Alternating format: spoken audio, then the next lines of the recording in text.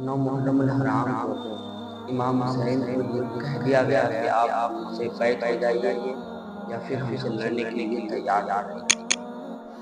اس سے پہلے والے ویڈیو میں ہم بتا چکے ہیں کہ امام حسین کب کربلا پہنچے، پھر کیا مسلسل باتیں چلتے رہے، اس سے پہلے والے ویڈیو میں ہم دیکھ سکتے ہیں۔ اب اس ویڈیو میں بتائیں گے کہ محرم الحرام کے 9 تاریخ حضرت امام حسین رضی اللہ تعالیٰ عنہ کو پورا زور دیا گیا کہ آپ ہم سے بیعت ہو جائیے یا پھر ہم سے لڑنے کے لیے تیار ہو جائیے۔ آخرکار امام حسین یہی کہتے رہے کہ میں کسی بھی حالت میں یزید کے ہاتھ سے ہاتھ آتے تک بیعت نہیں ہو سکتا ہوں، کیونکہ اگر مجھے بیعت ہونا ہی تھا تو میں نانا کے پاک شہر کو چھوڑ کر یہاں پر نہیں آتا، یہ کوفہ والوں کی بلاوا پر میں یہاں تک نہیں پہنچتا۔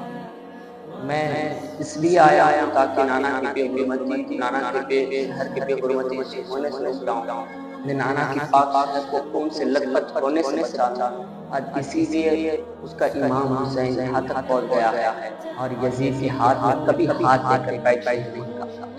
اب یہ بات یزید کے لشکروں نے کہا سنا تو وہ لوگ کہا کہ اب ہم سے لڑنے کے لیے تیار ہو جائیے، جنگ کے لیے تیار ہو جائیے۔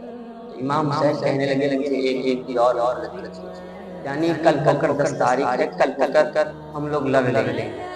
تو امام حسین وہاں پر ڈر کر یزیدوں سے ڈر کر نہیں کہا، بلکہ امام حسین اس لیے کہا ہے میں آج جی بھر کر قرآن کی عبادت کر لوں، قرآن کی تلاوت کر لوں، رب کی عبادت کر لوں، آج رب کی عبادت کا مزہ لے لوں، قرآن کی تلاوت کرنے کا مزہ لے لوں، آج آخری موقع دے دیجیے۔ پھر امام حسین کو یہ موقع دے دیا گیا۔ امام حسین رضی اللہ تعالیٰ عنہ اپنے اہل خانہ کے قریب جا کر کہنے لگے کل ہو کر 10 تاریخ ہے، ہم لوگ لڑ لیں گے، ان سے ہم نپٹ لیں گے، پھر ہم کو وہ قتل کر دیں گے، میرے علی اکبر کو شہید کر دیں گے، میرے علی اصغر کو شہید کر دیں گے۔ اگر کوئی یہاں سے جانا چاہتے ہیں تو یہاں سے وہ چلے جا سکتے ہیں۔ اللہ اکبر۔ وہاں پر جتنے لوگ تھے ان میں کسی نے کہا کہ حضور آپ ہمیں اپنے قدموں سے دور نہ کیجیے، ہم آپ کو مدینہ سے لے کر مکہ تک، مکہ سے لے کر کوفہ کے یعنی کربلا تک آئے ہیں، ہمیں آپ دور نہ کیجیے۔ جیسے ہی حضرت امام حسین نے یہ سنا تو اللہ کا شکر ادا کیا، اور شکر ادا کرنے کے بعد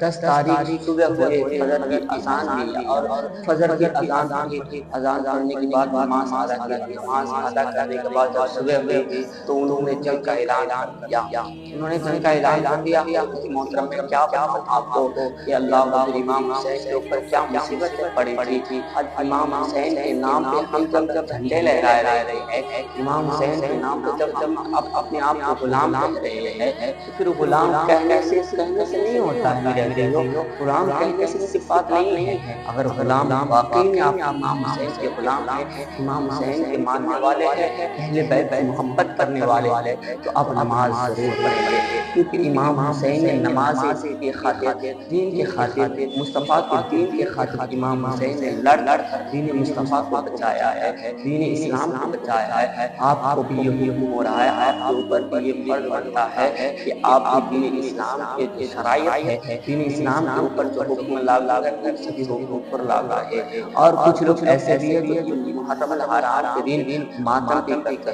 ہیں، جو ہمیں شریعت بالکل اجازت نہیں دیتے ہیں، ڈھول بجاتے ہیں، بالکل ہمیں اجازت نہیں دیتے ہیں۔ میں آپ کو بتاؤں کہ آپ کے گھر میں اگر آپ کا بھائی، آپ کا باپ، آپ کا ماں، آپ کی بہن، آپ کے بھائی، آپ کے عزیز و اقارب کوئی بھی انتقال کر جائے اور اس کے جنازے پہ آپ ڈھول بجائیں، آپ کو شبائے گا، آپ کسی بھی حال میں یہ تیار نہیں ہوں گے کہ میرے بھائی کے جنازے پہ میں ڈھول بجاؤں، میرے باپ کے جنازے پہ میں ڈھول بجاؤں، میرے باپ کے جنازے میں ماتم کروں، یہ سب ہمیں ہرگز نہیں منائیں گے۔ تو پھر ہم کیوں ماتم کرتے ہیں، کیوں ڈھول بجاتے ہیں؟ ارے میرے عاشقوں، میرے امام حسین کے ماننے والوں، اے میرے عزیزوں سنو، اگر امام حسین کو واقعی آپ محبت کرتے ہیں تو آج سے انشاءاللہ آپ نماز پڑھیں گے، آج سے انشاءاللہ اس ویڈیو کو سن کر آپ نماز کی طرف جائیں گے، کیونکہ امام حسین کے نام سے صرف جھنڈا لہرانے سے کام نہیں چلیں گے۔ اللہ اکبر۔ اور کیا ہی میں آپ کو بتاؤں امام حسین کے متعلق، امام حسین وہ امام ہیں جو صبر کے ساتھ کام لیا ہے۔ آج صبر کے ساتھ، اس دن بھی صبر کے ساتھ کام لیا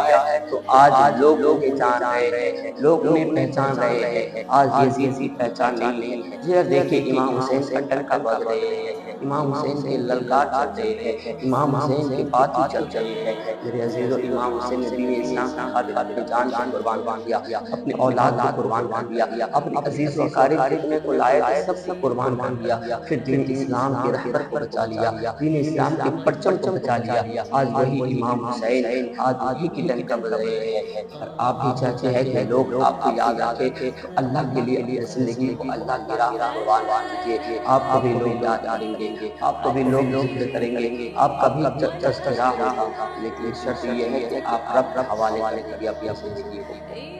ویڈیو کو اچھے لگے تو ویڈیو کو لائک، کمنٹ، اپنے دوستوں کے ساتھ ضرور شیئر کریں۔